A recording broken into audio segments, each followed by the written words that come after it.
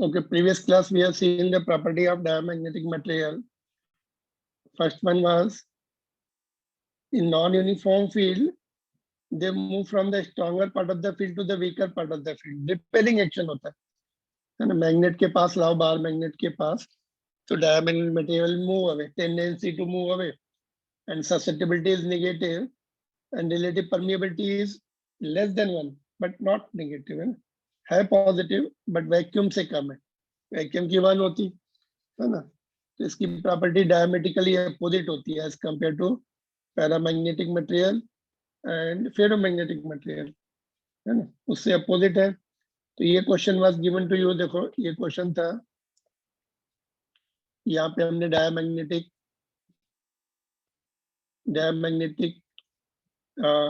Material रखे 1 and 2 magnet के पास। तो first part was are the magnetic force on the spheres and the magnetic dipole moment of the spheres directed towards or away from the bar magnet। तो इसमें diamagnetic है तो repelling action, दूर भागने की tendency, तो first one is away, force will be away from the magnet। Second one, what is the second one? The magnetic dipole moment of the sphere। ये away होगा कि टुवर्ड्स होगा? देखो अवे कब जाएगा, जब इसमें इस तरफ साउथ पोल डेवलप हो, इस तरफ नॉर्थ पोल डेवलप हो, ये भी साउथ तो दूर भागेगा। तो अभी डायपोल मोमेंट की डायरेक्शन क्या होती है, साउथ टू नॉर्थ, तो इसमें डायपोल मोमेंट भी अवे डेवलप होगा, अवे, बिकॉज इस तरफ साउथ आना चाहिए, इस तरफ नॉर्थ आना चाहिए, तभी repelling action. Dipole moment is directed from south pole to north pole of the magnet of the dipole। Third part क्या है? Is the magnetic force on the sphere 1 greater than or less than or equal to that of the 2? 1 पे ज्यादा है कि कम है 2 से, या फिर लेस है? Since 1 is away, यहाँ पे फील्ड वीक होगी तो फोर्स कम लगेगा, लेस। और दूर ले जाओ उसको, और कम लगेगा, इनफाइनाइट पे 0 लगेगा, है ना, तो लेस आंसर है। ऐसे पैरामैग्नेटिक का क्वेश्चन था, उसमें अपोजिट आंसर आ जाएंगे, जैसे ये था देखो।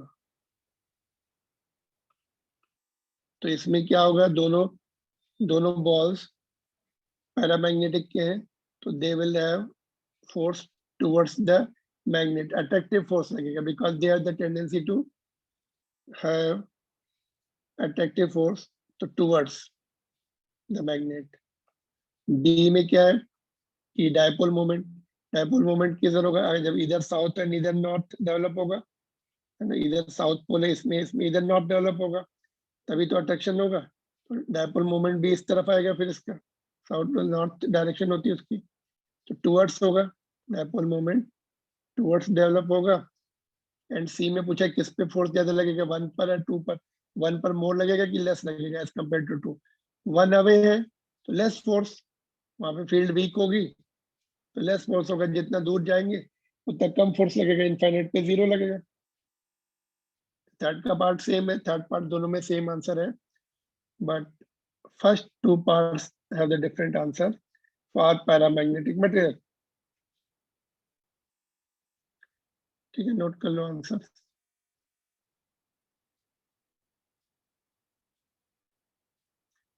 नेक्स्ट क्वेश्चन है, okay, ferromagnetic material was done completely, इसमें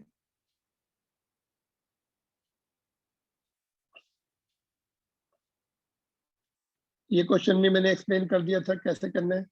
एक डोमेन्स का साइज दिया हुआ है, क्यूबिकल साइज में है, और एक उसके अंदर एक एटम का डायपोल मोमेंट इतना है, टोटल नंबर ऑफ एटम्स मिल जाएंगे तो उससे मल्टीप्लाई कर देंगे। टोटल नंबर ऑफ एटम्स निकालने के लिए हमें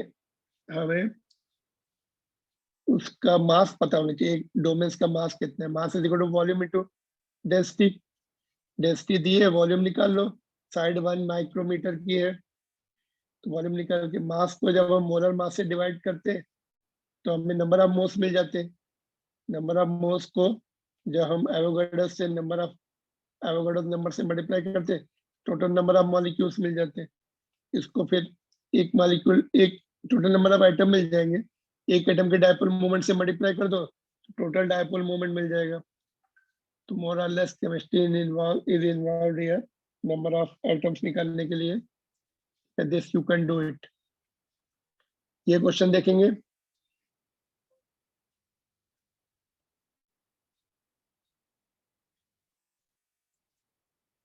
ये क्वेश्चन में देखो, refer diagram between magnetization M and magnetic intensity H and identify type of magnetic material. So think about this question. Just I'm giving you 1 minute to think.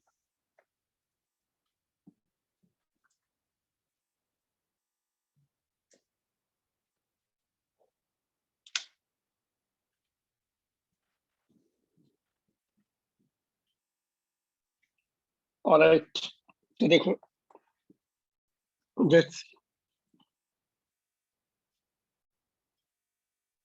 okay.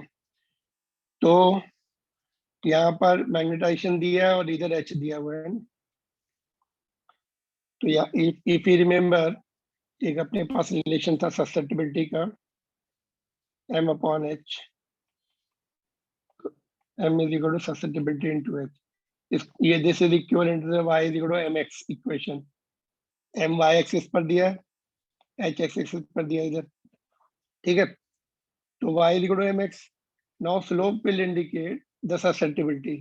तो A की susceptibility कम है, A का slope कम है, less susceptibility, तो this will be positive है लेकिन paramagnetic. B की slope ज्यादा है, more susceptibility, it will be ferromagnetic. And C is furthermore angle, but more than 90 है, देखो ये, and more than 90 means slope is negative and slope indicates the susceptibility. तो C का slope negative आ रहा है, susceptibility negative आ रही है, it has to be diamagnetic.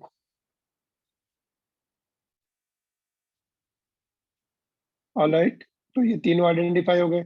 My second part of the question is draw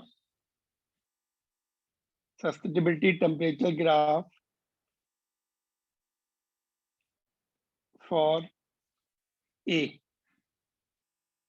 A जो है paramagnetic को represent कर रहा है, तो उसका ससेप्टिबिलिटी टेम्परेचर ग्राफ कुछ होगा।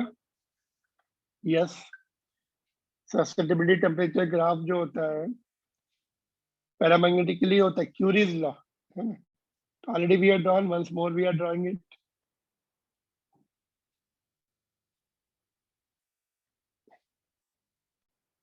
Susceptibility and temperature in kelvin. तो रेक्टेंगुलर हाइपरबोलिक ऐसा ग्राफ आया, ऐसा हमने ड्रॉ भी किया था, ठीक है। तो this is full question you can together.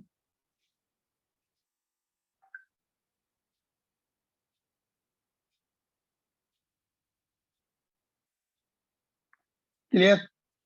Now, one more question I want to ask you. How to convert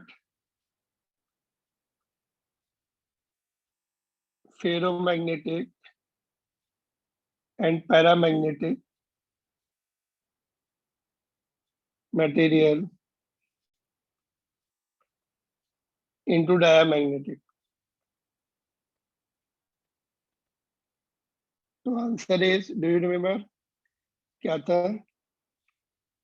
Diamagnetic material में हमने पढ़ा था कि Meissner effect, by cooling the any material to its critical temperature, by cooling them to their critical temperature, to their critical temperature.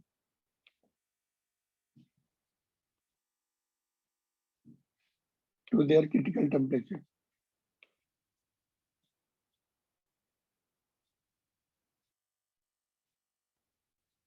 क्या था माइग्नर effect? क्या होता है उसमें?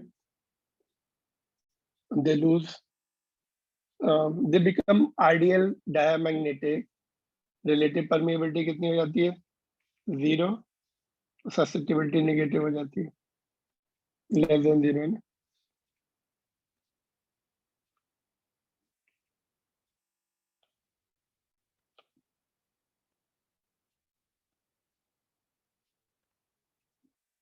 Clear? So by cooling them to their critical temperature, they become diamagnetic. Critical temperature is 1 at which they lose the resistance. They become superconductor also.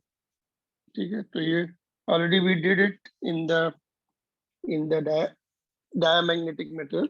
Again, I ask you the question. Okay, that's all. Thank you.